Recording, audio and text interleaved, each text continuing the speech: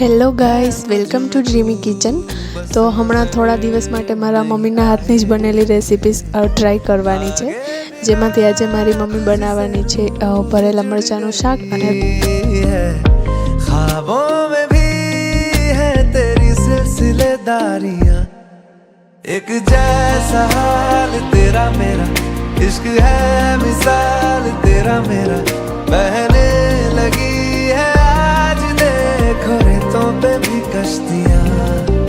एक जैसा हाल तेरा मेरा, इश्क है मिसाल तेरा मेरा, सजने